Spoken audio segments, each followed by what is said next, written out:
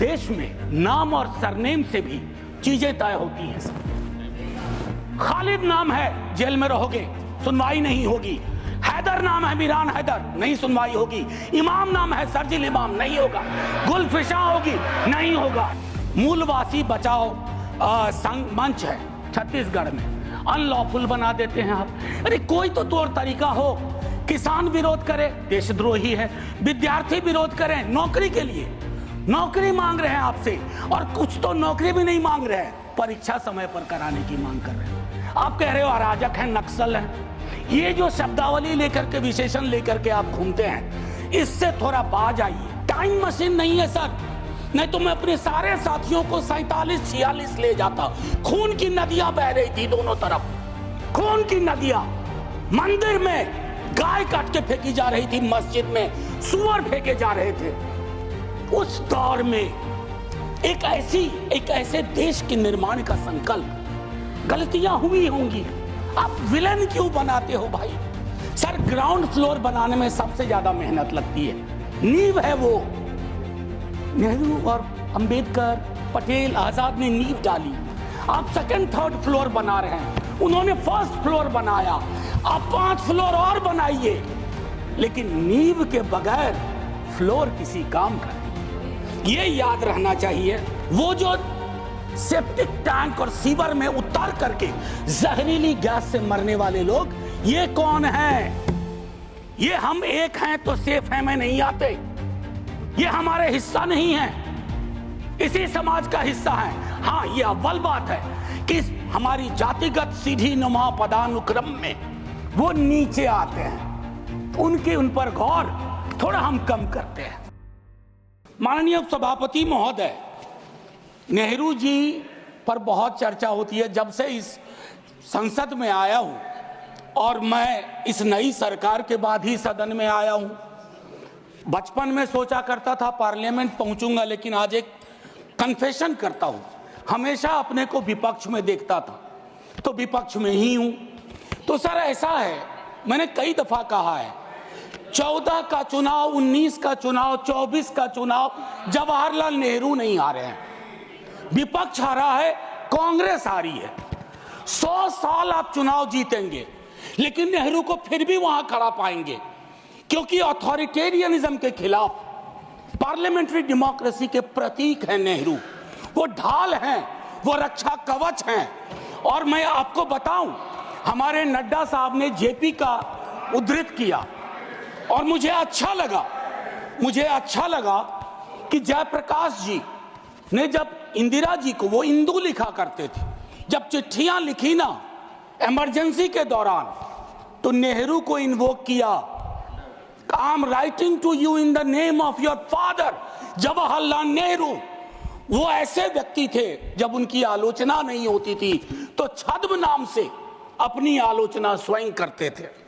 तो मैं क्या कहूं, जयप्रकाश जी का कश्मीर पर जो नेहरू जी को चिट्ठी थी या इंदिरा जी को चिट्ठी थी, अगर वो चिट्ठी आज मनोज कुमार झा अपने नाम से कॉपी पेस्ट करके लिख दे, तो सर शाम तक मैं टेलीविजन डिबेट में विलेन बन जाऊंगा। मेरे पर यूएपीए लगे ना लगे, सांसद हूं शायद ना लगे, लेकिन बहुत तरह की तोहमत लगेगी। सर एक आवश्यक बात, हम महापुरुषों की जन्मतिथि, पुण्यतिथि पर माल्यार्पण वाले दुनिया के नंबर 1 देश हैं। इतनी पुष्प वर्षा करते हैं जन्मतिथि और पुण्यतिथि पे, लेकिन सर वो तिथियां इस बात की भी होती है कि हम अपनी चुनौतियों को स्वीकार करें। अगर हम संविधान दिवस मना रहे हैं, क्या फ्रीडम के बारे में नहीं बात होनी चाहिए?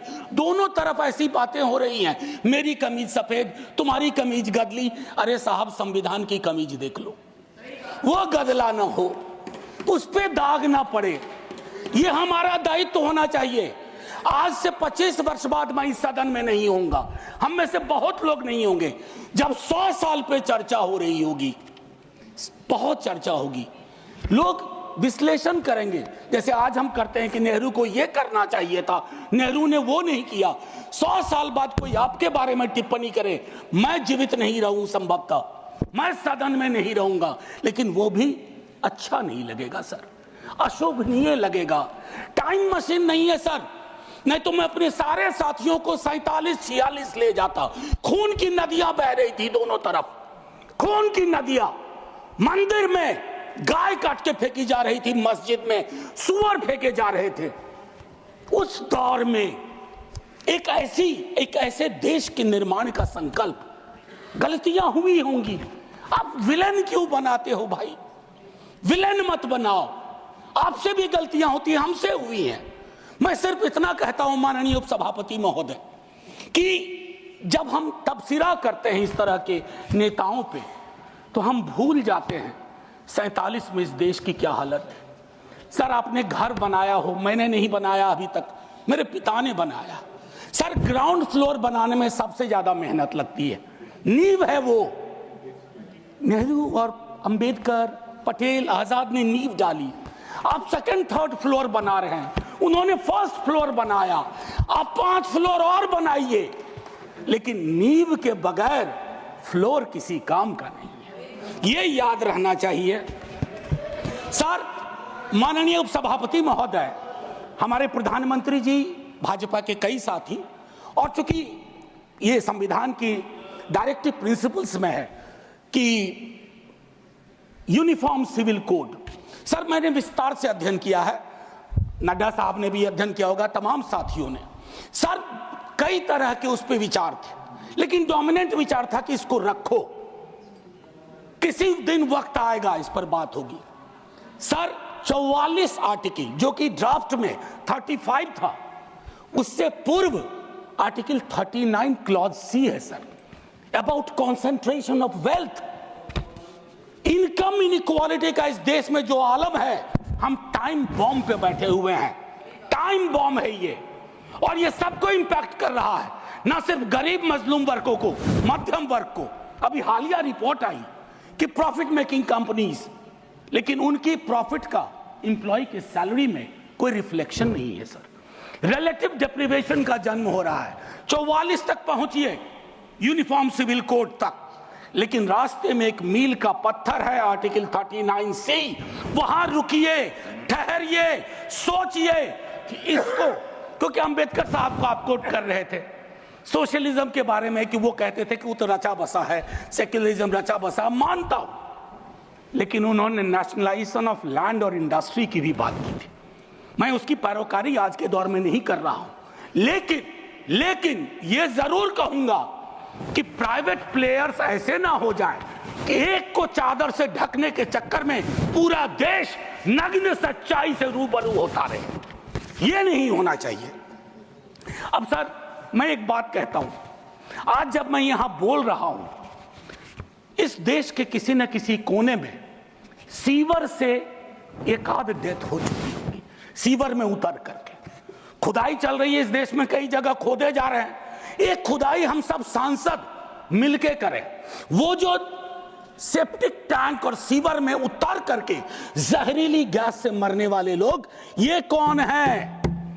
ये हम एक हैं तो सेफ हैं में नहीं आते, ये हमारे हिस्सा नहीं है, इसी समाज का हिस्सा है। हाँ, ये अव्वल बात है कि हमारी जातिगत सीढ़ी नुमा पदानुक्रम में वो नीचे आते हैं, तो उन पर गौर थोड़ा हम कम करते हैं, ये नहीं होना चाहिए। और मैं समझता हूं कि फ्रीडम की जब बात हो तो हम मूल्यांकन करें। फ्रीडम में हाइफन नहीं होता है, फ्री के बाद डॉम नहीं, जैसे जॉर्ज ऑरवेल की किताब में था, all animals are equal but some animals are more equal than others. इस देश में नाम और सरनेम से भी चीजें तय होती हैं। खालिद नाम है, जेल में रहोगे, सुनवाई नहीं होगी। हैदर नाम है, मीरान हैदर, नहीं सुनवाई होगी। इमाम नाम है, सरजिल इमाम, नहीं होगा। गुलफिशा होगी, नहीं होगा। तो ये सारी चीज, एक मिनट आप, मैं मेरा टाइम पॉज कर दीजिए, मेरा टाइम पॉज कर दीजिए, मेरा टाइम पॉज कर दीजिए। मैम चेयरपर्सन, मेरा टाइम पॉज कर दीजिए। मैम मैं सिर्फ इतना कहना चाहता हूं, अभी यहां बोल रहा हूं, मूलवासी बचाओ संघ मंच है, छत्तीसगढ़ में अनलॉफुल बना देते हैं आप। अरे कोई तो तौर तरीका हो। किसान विरोध करे, देशद्रोही है। विद्यार्थी विरोध करें नौकरी के लिए, नौकरी मांग रहे हैं आपसे, और कुछ तो नौकरी भी नहीं मांग रहे हैं, परीक्षा समय पर कराने की मांग कर रहे हैं। आप कह रहे हो अराजक हैं, नक्सल हैं। ये जो शब्दावली लेकर के, विशेषण लेकर के आप घूमते हैं, इससे थोड़ा बाज आइए। मैं कह रहा हूं ये टेम्पटेशन होता है जब बहुत बड़ी सत्ता होती है, 15वें वर्ष में, 11वें वर्ष में प्रवेश करते हैं, लेकिन उस टेम्पटेशन को रोकना मैच्योरिटी है, परिपक्वता, परिपक्व लीडरशिप की बात होती है। वैकल्पिक विकास की कोई मांग आपसे करेगा तो आप कहोगे नक्सली है। अब मैम चेयरपर्सन, एक और चीज कहना चाहता हूं। मैं पीड़ा साझा करता हूं बांग्लादेश में जो हो रहा है, साझा करता हूं पीड़ा। 71 के बारे में पढ़ा था, अभी देख रहा हूं। लेकिन मैम मैं महात्मा गांधी पर जाना चाहता हूं। नोआखली में जब देश आजादी का जश्न मना रहा था, महात्मा गांधी नोआखली में दर दर भटक रहे थे, restoration of peace and normality, वो दौर था। उन्होंने एक बात कही थी, आज का दक्षिण एशिया है जिससे पाकिस्तान और बांग्लादेश निकला है, हमें इस बात का स्मरण करना होगा कि हमारी भूमिका सबसे बड़ी है। हम बड़े भाई वाली शब्दावली का इस्तेमाल नहीं करेंगे। We are the largest and the oldest democracy. बाकी में डेमोक्रेसी कैजुअलिटी हुई है पाकिस्तान और बांग्लादेश में, संविधान तक नहीं आया। लेकिन हम अपनी अकलियत के साथ कैसा व्यवहार करते हैं, तो हम कह पाते बांग्लादेश को, learn from us, to Pakistan, learn from us, this is how we treat. लेकिन हमारा रिपोर्ट कार्ड अगर उसमें कमियां रहती है, मैं Sit down. Sit down. Sit down. Ma'am chairperson, my time should be paused. My time should be paused. My time should be paused. My time should be paused. Honorable members. Ma'am एक चीज मैं एक चीज कहना चाहता हूं। अंबेडकर साहब को कोट किया गया, अंबेडकर साहब को कोट किया गया, और एक मिनट किसी की भावना आहत हुई है तो मैं वापस लेता हूं। It is primarily a mode of, सुनिए, it is primarily a mode of associated living. Democracy is not simply a form of living, form of government. Associated living, कितना इसको अपने जीवन में उतार पाए। ऑफ कॉन्जॉइंट कम्युनिकेटेड एक्सपीरियंस, कितना उतार पाए। जातिगत जनगणना की जब बात होती है तो बट जाते हैं हम। क्यों बट जाते हैं भाई? वर्गीकरण की बात होती है, बिना जनगणना के वर्गीकरण कैसा? एनएफएस के माध्यम से एक नई रवायत का जन्म हो गया है। एक ओबीसी की लिस्ट में क्रीमी लेयर के इंटरप्रिटेशन के लिए आप राज्यों की समकक्षता, इक्विवेलेंस को एक ऑर्डर के माध्यम से छुपा देते हैं। आपका दोष नहीं भी दूंगा, कहूंगा कि अधिकारी वर्ग के अंदर अभी भी वो मानस है कि वो रिप्रेजेंटेशन से परेशान होता है, चिढ़ता है, उसको लगता है ये यहां कहां आ गए।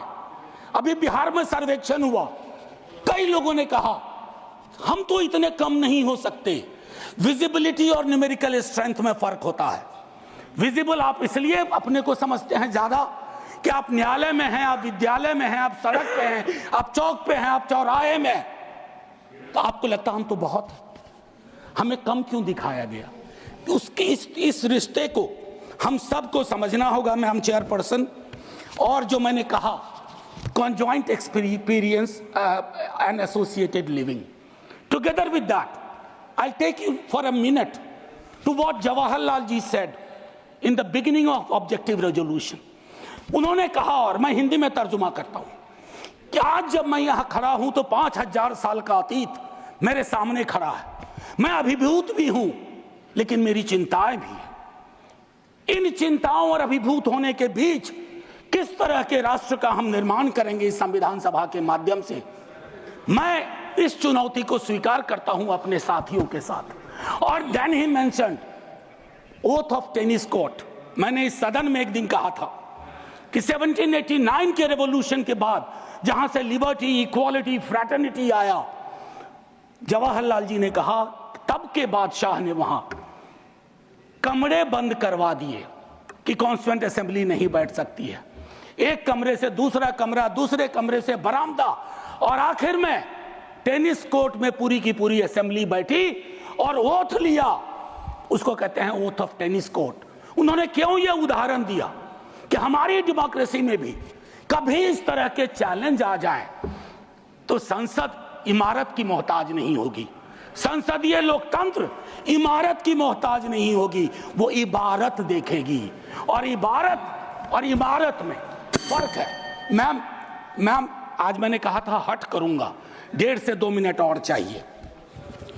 अब मैंने कहा कि वन नेशन वन इलेक्शन की बात हो रही है, उस पर विस्तार से बोलूंगा जिस दिन अगर आया, अगर सिलेक्ट कमेटी को गया तो अलग बात है। लेकिन मैम इस देश में वन नेशन वन इलेक्शन था, नड्डा साहब ने कहा, मैं मानता हूं।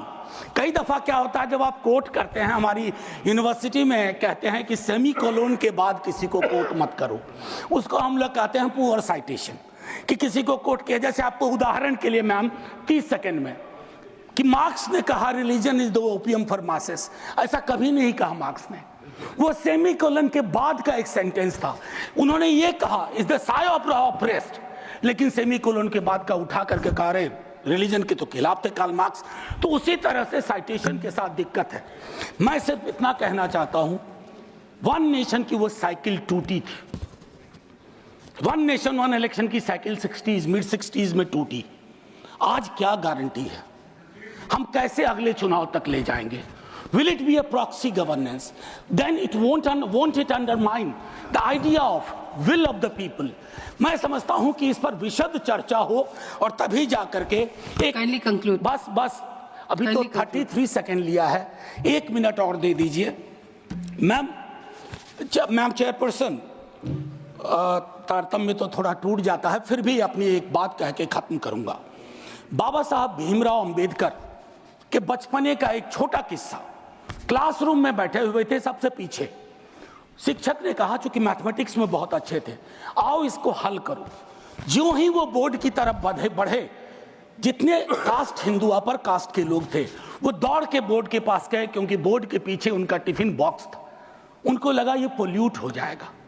मैम आज वो मान्यताएं नहीं हैं, लेकिन पोल्यूशन प्योरिटी की नई मान्यताएं आ गई हैं, एक्सक्लूजन की नई मान्यताएं आ गई हैं।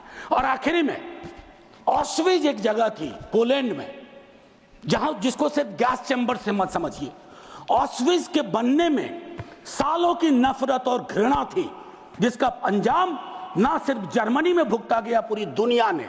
तो ये नफरत घृणा, इस पर लगाम लगे ना तो हर मोहल्ले में ऑस्विज होगा। और आखिर में मैम, मैं आज जद पे अगर हूं, निशाने पे, मैं आज जद पे अगर हूं तो बदगुमान न हो, चिराग सबके बुझेंगे, ऐसी हवा किसी की नहीं होती। शुक्रिया मैम, जय हिंद।